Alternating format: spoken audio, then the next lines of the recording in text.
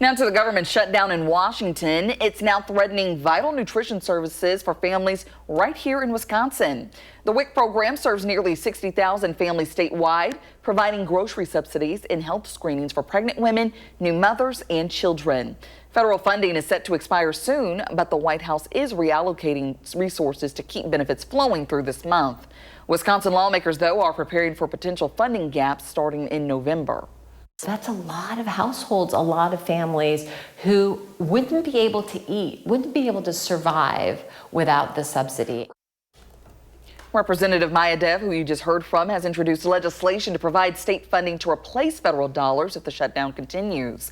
More than 40% of babies born in Wisconsin benefit from WIC services. The bill would allow the state to backfill funding shortfalls and seek federal reimbursement when the shutdown ends. Turning now to more local news, teachers in Janesville are now rallying against what they call an inadequate pay increase in their new contract. In September, the school board voted 7-0 to impose the contract on teachers and staff. The Janesville Education Association says the district's 2.95% base wage increase doesn't keep up with inflation or rising insurance costs. It's clear that we're not really keeping up with inflation and we're not getting enough support financially. District Superintendent Mark Holzman says the board offered the maximum amount allowable under current regulations. The union hopes speaking out will force the district to examine the salary formula for future contracts. The dispute stems partly from Wisconsin's 2011 Act 10 legislation, which limited collective bargaining for public employees. Happening today, don't be alarmed if you see or hear fighter jets buzzing around the area. The Wisconsin Air National Guard's 115 Fighter Wing is doing some training flights. The F-35 aircraft takes off and lands from Dane County Regional and Truax Field until 9:30 tonight through Thursday. The Guard requires nighttime training through the year to keep pilots and personnel prepared for operations. All right, well, let's check in now with meteorologist Vanna Burrito, who's getting you ready to head out the door. What are the 3 things people need to know? Well, guys, we'll be dealing with some showers later in the day. For now, we actually are mostly clear. Few clouds here and there, but overall not a bad start. Temperatures are in the 40s, and then we'll see the rain later this evening into tonight. We're staying mostly seasonable with temperatures that are going to be in the 60s. As far as early this morning, we're in the mid 40s, the lunchtime temperature near 60, and then topping out in the maybe even a couple spots, the upper 60s with rain that returns maybe this afternoon for some. We'll talk about those areas that'll see the showers first and then how much we could see overnight into early Wednesday morning. All right, thanks, Savannah. Coming up, plenty of drama in Game 1 of the NLCS. Could the Brewers pull it off? We'll have the moments that mattered in your morning sports. And our Josh Breider is live at the Boys and Girls Clubs of Dane County to touch on your Coats for Kids handout event.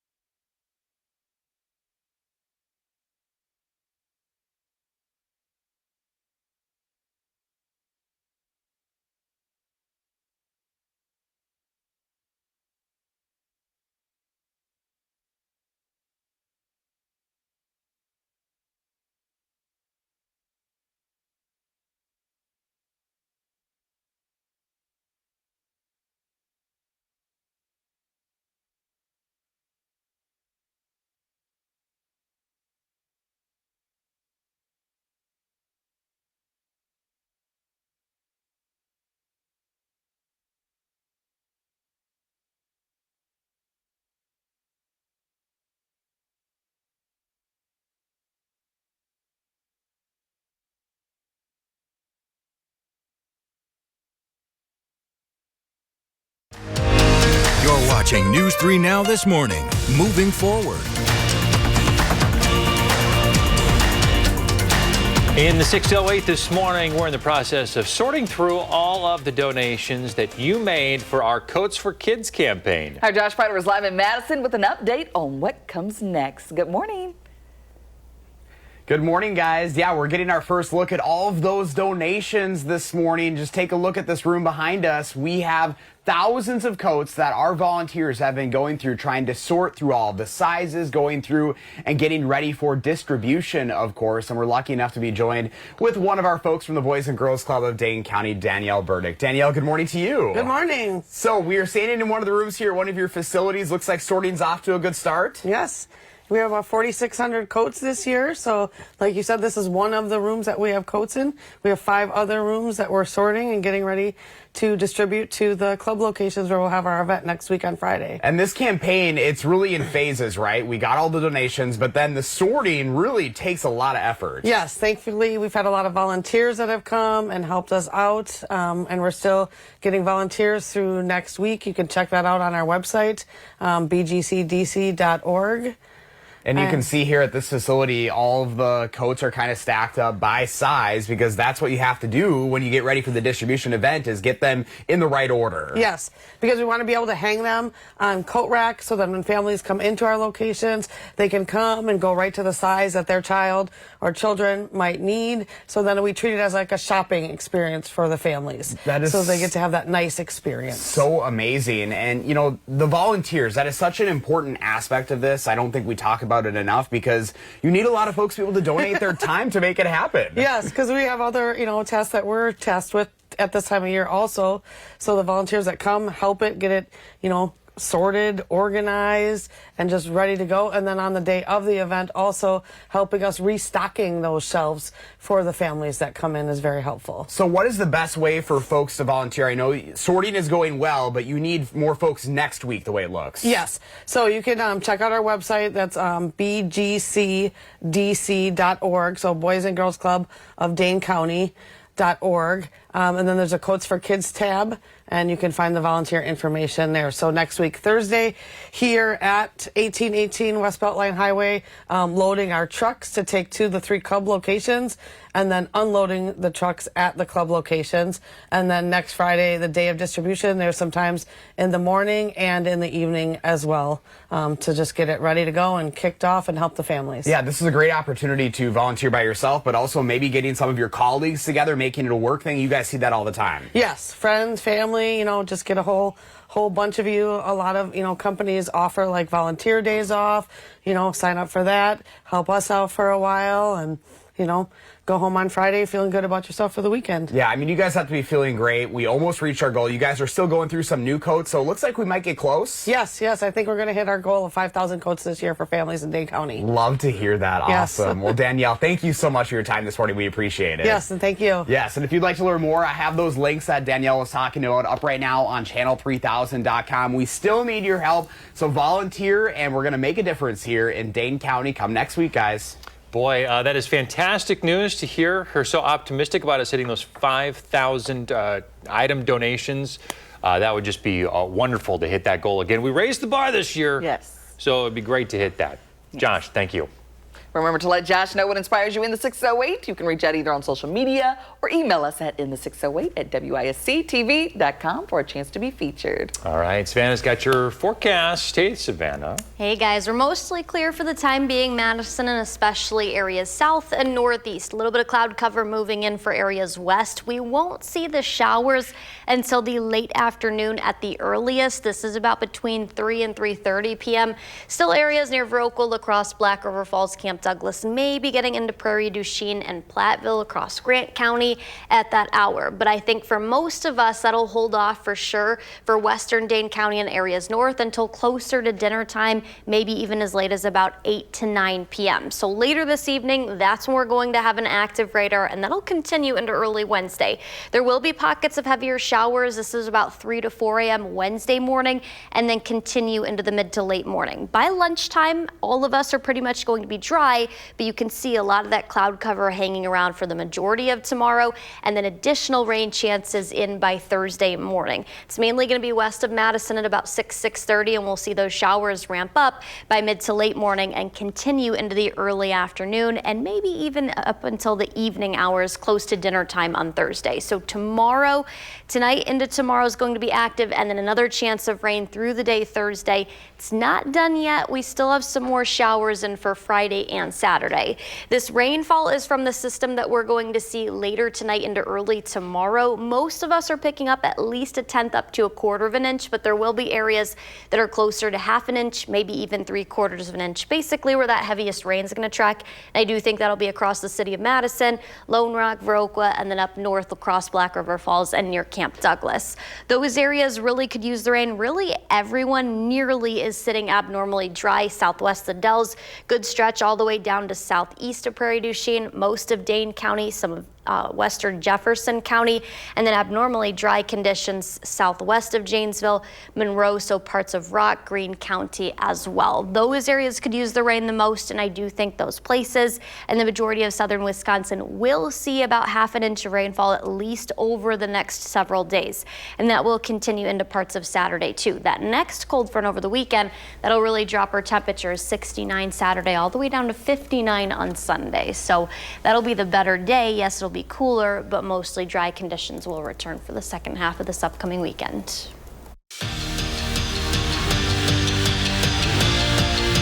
For the first time since 2018, the Brewers are on the brink of a World Series berth. But first, they've got a little bit of a ways to go. Have to win 4 games against the Dodgers. You may call it David versus Goliath, but I call it the best team in baseball against the highest paid team in baseball. Scoreless in the 4th, bases loaded with 1 out for LA, and the Crew sprinkle in some euchre magic. Sal Frelick brings back a grand slam, but it hits off the wall, so that's not an out, but this is. He throws the runner out at home, and William Contreras doubles the Dodgers up to get the Crew out of the jam. But eventually, LA did get one across in the 6th. Freddie Freeman with the solo shot for the first score of the series. And in the 9th, an incredibly valuable insurance run for the Dodgers. Abner Uribe walks in the second LA run of the game, but in the bottom of the 9th, the Crew cut it in half. Jackson Churio drives in Isaac Collins on the sac fly to make it a 1-run game. And later in the frame, 2-1 Dodgers with the bases juiced, and Bryce Terang falls short of being a hero in Game 1. The Crew leave the bases juiced and fall short of the big-time victory, losing it 2-1. Their first time being shut out at home since 1980. Their 8th straight loss in the Big Ten, and their first time allowing 35-plus points to Iowa since their rivalry began in 1894. No matter which way you spin it, Wisconsin's football's loss on Saturday was a new low, leaving people asking a fair question. Should Luke Fickell still be the right person for the job? We asked him just that yesterday morning, how to convince the fan base that he should stick around. Here's his response. I don't know that that's my position, right? I mean, first and foremost, I got to make sure that the locker room is the most important thing, right? I'm not going to change people's minds outside of the results, obviously change people's minds. So to go out there and start some campaign of some sorts, like the truth of the matter is, you know, we got to go game by game. We got to get the guys inside this locker room. That's what I asked about, right? I mean, like, they can be mad at me, they can be down on me. That's perfectly fine, but don't be down on those guys in that locker room. To the basketball court, where Greg Gard's Badgers began the season ranked 24th in the AP poll. But yesterday was Wisconsin men's basketball's media day. Transfer forward Austin Rapp told me they are much, much better than that. That's your morning sports fix. Have a terrific Tuesday. Thanks, Andrew. In your Health Watch this morning, the FDA just approving a new blood test designed to help detect Alzheimer's. Roche Diagnostics developing the new test with pharmaceutical company Eli Lilly. Officials say that the test targets adults aged 55 and older who are showing signs of cognitive decline. The test works by detecting elevated levels of a protein linked to Alzheimer's. It marks the second blood test the FDA has approved for identifying the disease. The agency approved a different test from another biotech company back in May.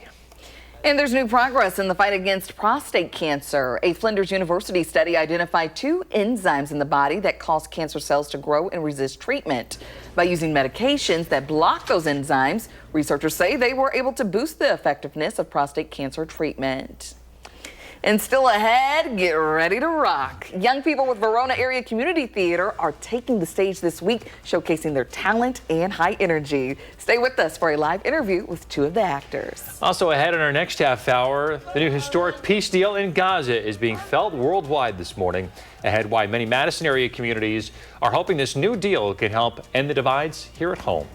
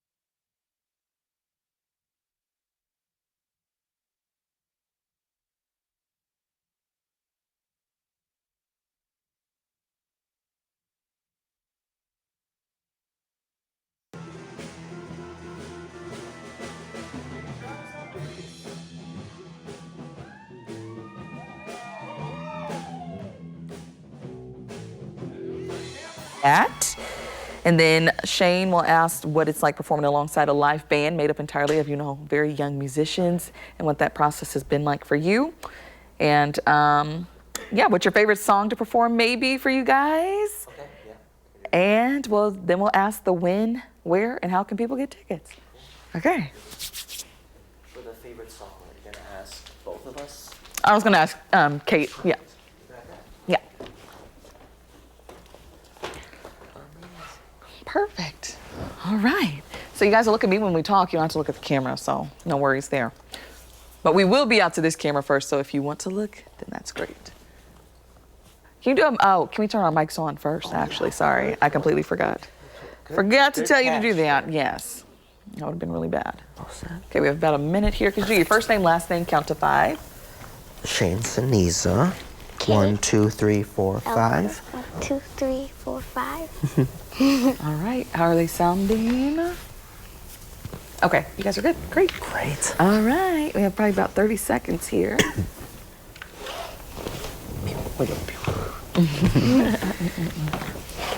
Are you guys, what grade are you in? 6th grade. 6th, and what are you? I'm working. I know. What? I'm an oldie. How old are you? I'm 25. Oh, okay. I know. Perfect. So I'm 29, so I understand. Those 20s hit different.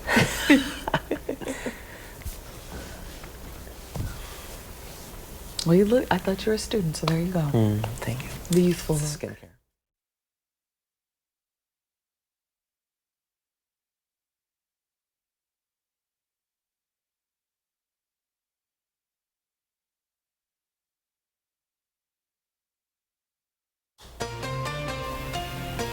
Welcome back. School of Rock is hitting the Verona stage starting this Thursday, and the band full of young musicians is playing live at full volume. And joining us now are Shane Saniza, stepping into the shoes of Dewey Finn, and Kate Felker, who's bringing serious bass. Good morning. Good morning to you.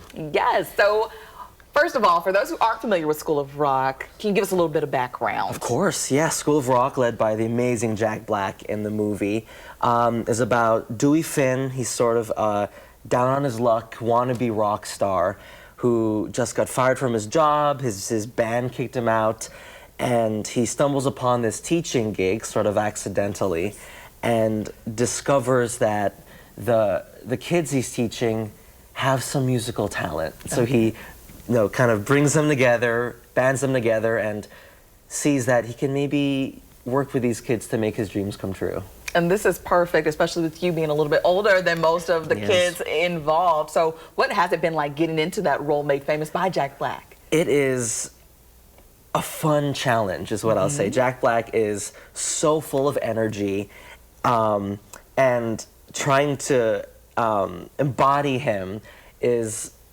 putting like my 120% self on there, but for the whole show. Yes.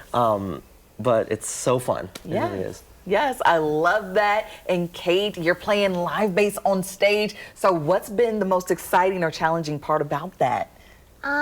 Probably learning all the music. I only started learning bass when they announced the show, so yeah, just learning the music. And Yes. And I was saying, and Kate is in 6th grade, so like she's killing it out here. So I love that. So what's one of your favorite songs to play so far? Can you give us an insight? I really like the song we play at the competition, the first one, the one that the guitarist writes. It's called Teacher's It's really Pet. fun. Yeah. Yes. And so Shane, what is it like performing alongside a live band made up entirely of young musicians? It is incredible. When you do this show, it's part of the contract that both Dewey and all the kids have to play the instruments live on stage. Yes.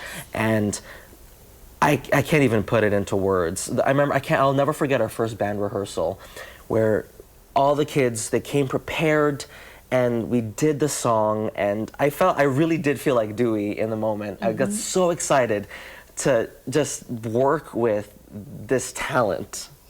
All this talent, so yeah. Yes, it's going to be an amazing show, and it kicks off this Thursday, right? Indeed, this weekend, October 16th through 19th, at Badger Ridge Middle School in Verona. You can get your tickets at vact.org. All right, well, I want to thank Shane and Kate for joining us this morning. Amazing, thank you.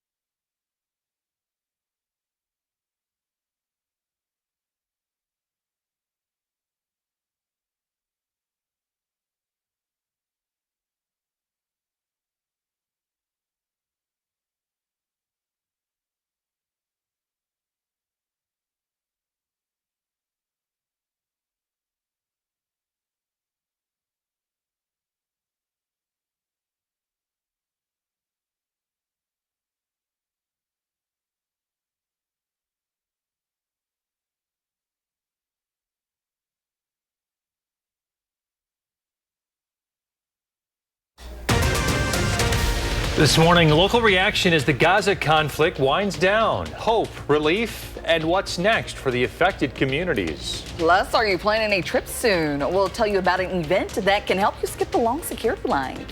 And a nail biter at AmFam. We'll bring you the drama from Game 1 of the Brewers and Dodgers.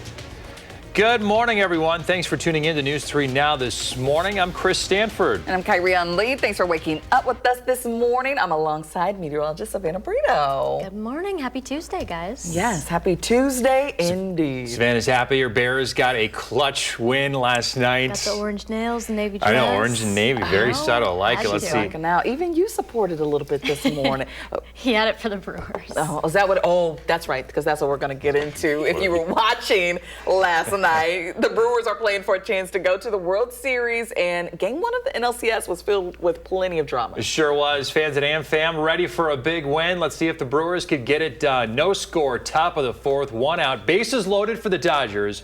A wild play here as Max Muncy hits one deep to center. Looks like it's out of here, but Sal Frelick somehow hangs on to it, and the throw is in time to get the double play. Brewers escape the inning unscathed.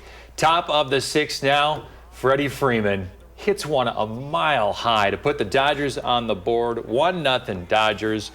And look at Freeman here. Nice little wave. Goodbye, baseball. Bottom of the ninth now. Brewers down 2-1. Bases loaded. Bryce Terang with the chance to be the hero, and he strikes out swinging. Brewers lose Game 1. Game 2 tonight at AmFam, 7-0. 8. Oh, heartbreaker. They beat the Cubs, so I wish that they would have won last night. Yeah. Might as well at that point. Yeah, if it's going to beat the Cubs, at least beat them all. Uphill battle from here. Maybe tonight, right? Yes. Let's go. Fingers crossed. Well, temperatures 44 right now. We are seeing a little bit of cloud cover move in. I still think we'll have some sunshine, though, at least up until about lunchtime. And then we'll quickly see clouds increase. That'll be ahead of the rain that we see later. 44 currently. Lunchtime temperature 60, topping out in the mid-60s. And then, yeah, we've got the rain by the late afternoon, early evening.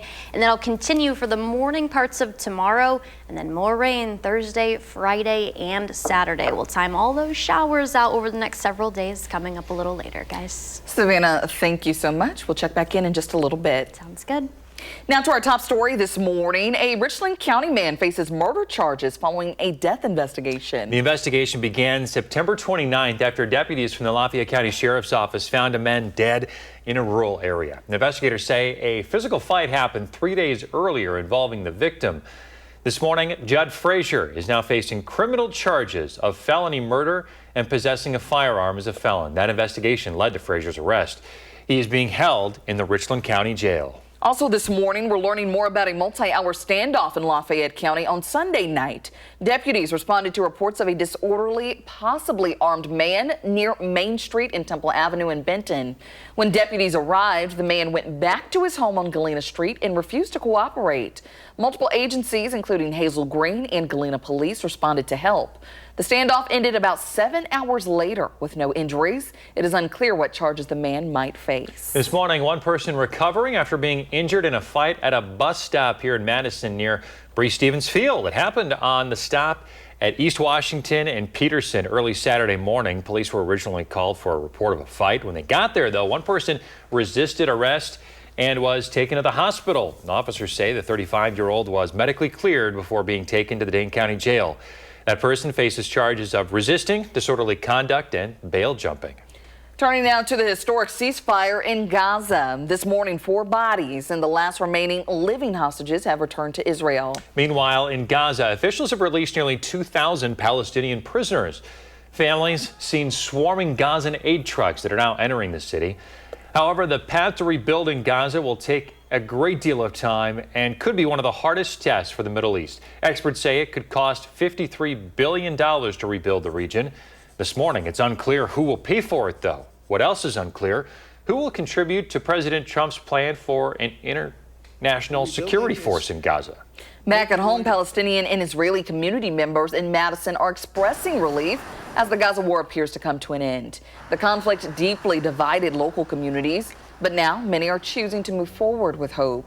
On UW-Madison's campus, a display honoring Israeli hostages will come down following news that all remaining living hostages have been freed by Hamas. Meanwhile, some Palestinians say their fight for statehood continues. I really hope that this is a step in the right direction. Despite uncertainty about what comes next, both communities say they remain committed to understanding and learning from both sides of the conflict. Today, the federal government is required to remove the controversial fence placed around an ICE facility near Chicago. Village of Broadview sued to have the 8-foot fence taken down. Lawyers argued the fence poses a public safety hazard because it blocks emergency responders. A judge ruled last week, though, the fence has to come down. The Pentagon is giving beat reporters a choice: sign new restrictive rules today or lose press credentials by tomorrow. The policy pushed by Defense Secretary Pete Hegseth has drawn sharp criticism. The Pentagon Press Association says it gags Pentagon employees and threatens retaliation against reporters who seek out information that has not been pre-approved for release.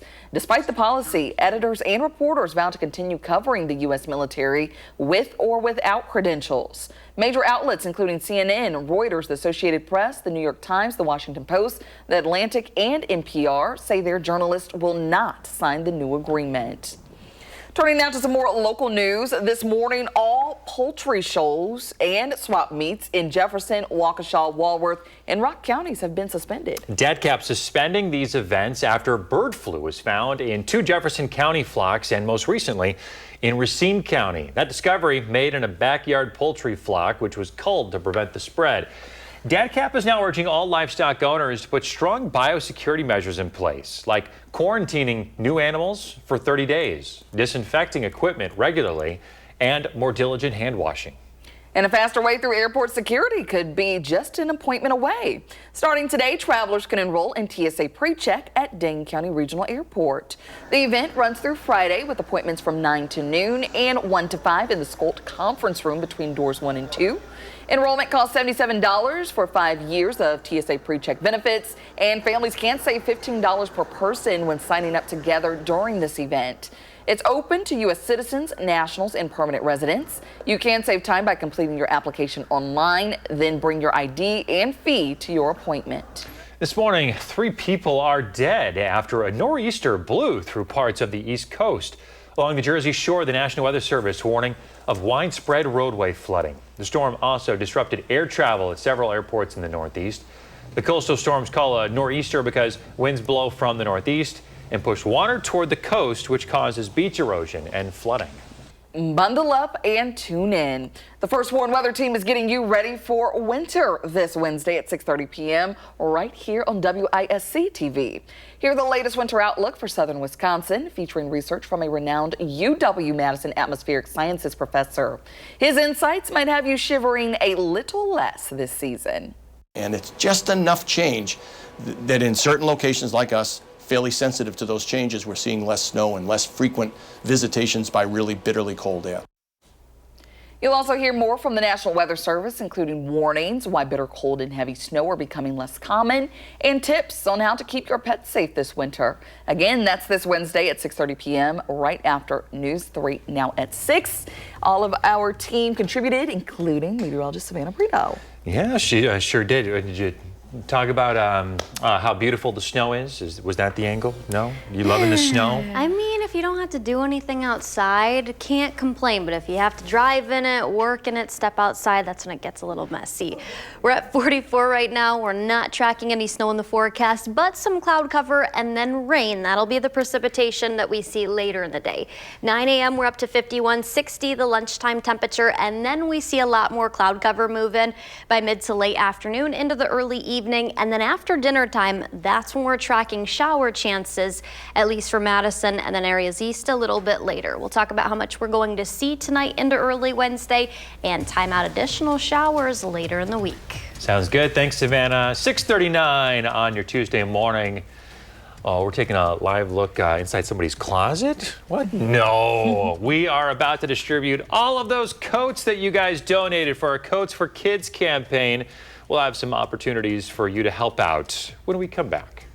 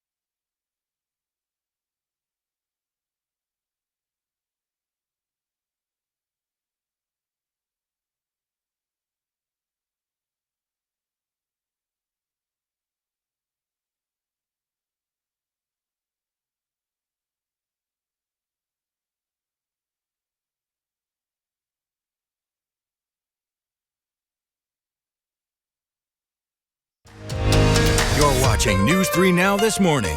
Moving forward. Welcome back. In the 608, we're in the process of sorting through all of the donations you made for our Coats for Kids campaign. Josh Prater is live in Madison this morning with an update on what comes next. Hey, Josh. Hey guys, good morning to you. Yeah, we've been busy sorting through all of those donations, 4,600 in total. We still have some more to count. You can see that we've been busy sorting them by size here at one of the Boys and Girls Club's locations. And this is really such a big phase of this. This morning we've got the Boys and Girls Club joining us, Danielle Burdick. Danielle, good to see you. Hi, good morning. So this is just one of your rooms here at this facility that you guys have been busy, and it looks like you guys are off to a great start. Yeah, like you mentioned, we're at 4,600 coats, so we've got some more to unpack and go through, so there's no doubt in my mind that we'll hit that goal of 5,000 coats from Dane County this winter. You know, that is a big number, and we put that task out for the public to, try to help us out, and boy, did they come through. Yes, they did, by donating coats to Clinky Cleaners, who then washed and cleaned them, and then sent them to Easy Office, who brought them all here. So with our partnerships between them two, Magic 98, News 3, and then the community support. We just could not do this without the community support and all the volunteer hours that it's taken to sort all of the coats, get them ready for the distribution day next week. Volunteer opportunities still available. Next week, Thursday, loading trucks from here and unloading at the site locations. And then Friday at our Allied Club, our Fleming Club on the south side of Madison, and our Sun Prairie location, where we'll have the distribution event next week, Friday. It takes that community partnership, because you look around here, you see all of these donations. I mean, thousands of coats. That is a lot you have to go through, and especially for size, because we're talking about such a big, age difference here. Yes, it is. So anywhere from, your smallest members, we have some newborn size coats here, all the way up until, adult large or extra large, because when you start talking about teenagers, they're in large and adult-sized coats at that point. So, we were so thankful for all the donations, but the volunteering aspect of this, it is huge. And you guys always see people really step up. There's always a few more opportunities. Yes, it is. We've had, lots and lots of hours of volunteer work just sorting, and like we said earlier, next week Thursday and Friday is our last push to get the coats on the kids for the winter. So Thursday starting at 1818 West Beltline Highway, and then to our distribution sites, which are 3 club locations. And then Friday, there's some morning shifts available, and then afternoon during distribution. Distribution is next week Friday from 4 p.m. to 6 p.m. So volunteer shifts at that time. And that day is always so special, because this is almost like a shopping event for these families. They get to come in, they get to choose the coat for them. This is very personal. Yeah, so what we do is we take the coats, we get them to the locations, and then we hang them on racks in all of our gymnasium areas so that families can come in and pick the coat that their child wants. Or a lot of times the children will come in also and be like, yeah, I totally want, this black and gray one, or there's like some Disney colored ones, and they get really excited about getting their new winter gear. As they should be, as we all like that stuff, right? Yes, exactly. Well, Danielle, thank you so much for your time, and thanks for that wonderful update this morning. We appreciate it. Yes, thank you. And if you'd like to learn more about how you can help, you can go to this story up on channel3000.com. Again, this all comes to fruition next week, guys. Still some volunteering opportunities available. All right, so make sure you sign up. Lots of opportunity. Josh, thank you so much. Josh is always looking for inspiration to share in the 608. Do you have an idea? Reach out and let him know about it. Well, let's check in with Savannah, who's getting you ready to head out the door. Might need to grab that jacket this morning. Yeah, I would say a sweatshirt or maybe a lighter jacket. Not awful. This is still warmer than normal, but some of us are a little bit cooler than the 40s that we have across Dane County. We're at 44 in Madison, 48 in Verona, 46 in Cross Plains, 43 in Deerfield. But a couple of spots are down into the upper 30s. Boscobel's at 39, the Dells and Watoma both at 38. There are a couple of 50s though. Monroe's at 50, Fond du Lac at 50, and Waukesha 52. We are already seeing the clouds increase. This is outside of Lake Platteville. You can still make out the sunrise, but yeah, clouds are thickening up. That's ahead of the shower chances that will return later this afternoon and evening for most. So the temperature heading into 10 a.m. about 55, lunchtime 60, and then we actually will top out at 66. Most of us are expecting the mid-60s still, despite the showers later. But again, that's going to hold off until dinner time, I think, for us in Madison. This is 3 p.m. Some spotty showers near Platteville and Prairie du Chien can't be ruled out. Scattered up near La Crosse, Viroqua, Black River Falls, and Camp Douglas. But then we'll see that intensity and coverage increase as we head closer to about 8 to 9 p.m. Still getting into western Dane County, I think, and areas north. That'll be pretty widespread. Temperatures are going to stay pretty mild in the mid to upper 40s overnight, maybe holding on to a couple of 50s thanks to the showers and cloud cover. This is now 4 in the morning. We will have widespread rain still across the majority of southern Wisconsin, and there will be pockets of heavier rain, maybe a couple isolated non-severe thunderstorms. You can see the yellows, darker greens. Those are all the pockets of heavier rain. That'll continue though until mid to late morning. By late morning, early afternoon, we're dry, still going to see a lot of cloud cover out there. That'll be the case the majority of tomorrow, and then into Thursday morning. This is our next chance of rain. As those showers move east, I do think they'll pick up in intensity and coverage as well, heading into almost lunchtime at this point in time Thursday. That'll continue through the late afternoon, early evening before drying up into early Friday morning. But that's not the only chance. We have more rain that's in the forecast later in the day Friday and then into Saturday. I think Saturday we could see some isolated storms, the better chance of strong to severe storms south. This is the rainfall that we're going to get into early tomorrow morning. Most of us, a couple of tenths up to a quarter. Some of us are going to be closer to half an inch up to 3/4 of an inch. That includes Madison, Lone Rock, Boscobel, and areas northward, basically where that heavier rain is going to track in that swath, the blue there, and the heavier showers I just showed on future track. The next cold front going to drop our temperatures 10 degrees over the weekend, 69 Saturday, down to 59 on Sunday. All right, seeing those cooler temperatures slowly but surely. Yes, we are. Savannah, thank you. The holidays are fast approaching, but with the ongoing tariffs, many American shoppers are now in decision mode regarding how much to spend on travel, gifts, and decorations. In a new survey from Bankrate, 41% of respondents say they're concerned holiday gifts will be more expensive this year, and roughly a third of shoppers plan to take on debt.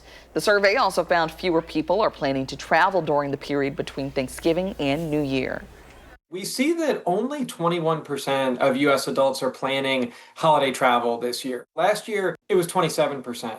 And I'm surprised that this is going down just because through September, the TSA has actually processed more air travelers this year than last year per day. Travel experts say there's still time to book for those looking to go home for the holidays. And when it's time to travel, be prepared. Have your airline's app on your phone to track your plane and rebook if necessary. Good news if you need to do some Christmas shopping. Maybe you're looking for some extra work this holiday season. Amazon is hiring 250,000 people the holiday season, including regular full-time, part-time, and seasonal work. They'll work for the online retail giant's fulfillment and transportation network across the country. Amazon says the regular and part-time workers earn about $23 an hour, along with benefits. Seasonal employees can earn an average of more than $19 an hour. The jobs will be posted through December at amazon.com/local jobs. All right, thinking about the holidays already. Get that side hustle on. Yeah, I'm gonna say it doesn't sound like a bad gig. Well, coming up in the morning sprint, teachers in Janesville are rallying this morning. The reason why and how the district is responding. If you have a little kiddo, send us a picture. Make sure they're turning 3 first, though.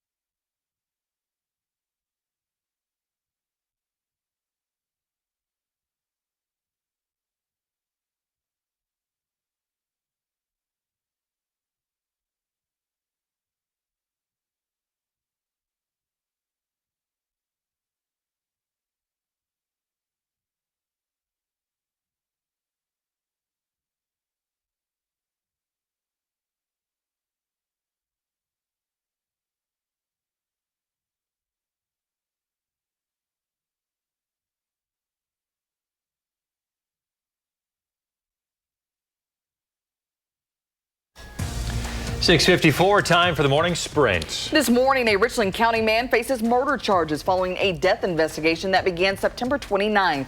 The Lafayette County Sheriff's Office found a man's body in a rural area and reported a physical altercation happened 3 days earlier.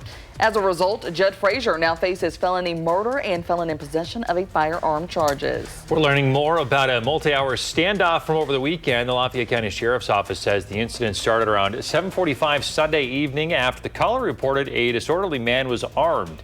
When police got there, the man went back inside and refused to cooperate, and that led to the 7-hour standoff. Nobody was injured. The incident is we are unclear what may have started it or what charges that person may face. The 20 remaining living Israeli hostages were released yesterday and reunited with family members as part of the peace plan between Israel and Hamas. President Trump spent the day in Israel and Egypt to mark what he called the dawn of a new Middle East. As part of the peace deal, nearly 2,000 Palestinian prisoners will return to the West Bank and Gaza. 2 people dead after a small plane crashed into a Massachusetts interstate. Authorities say the plane hit the median and caught fire. 1 person on the ground was injured and taken to the hospital. The FAA is investigating. Teachers in Janesville are rallying against what they call an inadequate pay increase. The school board imposed a 2.95% wage hike last month, but the Janesville Education Association argues it doesn't match inflation or insurance cost. Superintendent Mark Holzman claims it's the maximum allowed. The union is pushing for a review of the salary formula in future contracts. Post Malone joins Garth Brooks and Ed Sheeran for the headlining acts for this year's Summerfest. An artist pre-sale is set to begin tomorrow morning at 10 and will run through Thursday at 10 in the morning. Venue pre-sale will start Thursday at 10 in the morning and then end at 10 p.m. that same day. We're dry for now, but showers will track in late this afternoon into the early evening, and then after dinner time for most of us, including here in Madison. So we are going to get some much needed rain, and that's really the forecast the next several days. The next 5 or 6 in a row, we have a chance of rain. All right. So lock in. Yes. Get ready. Savannah, thank you. CBS Mornings is next.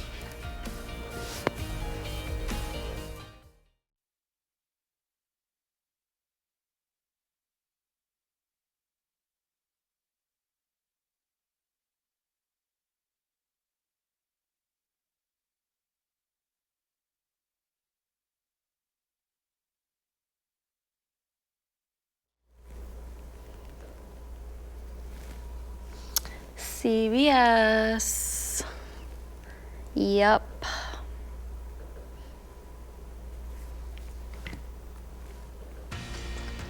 Well, we're dry for the time being, but we do have clouds that are going to quickly increase by around lunchtime, and then the shower chances, those are going to increase not until about 3 to 4 p.m., and that's still going to be northwest as well as southwest of Madison.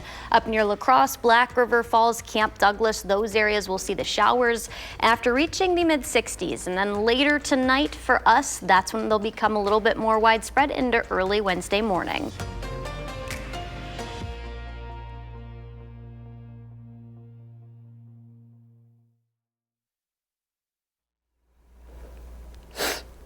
Sure.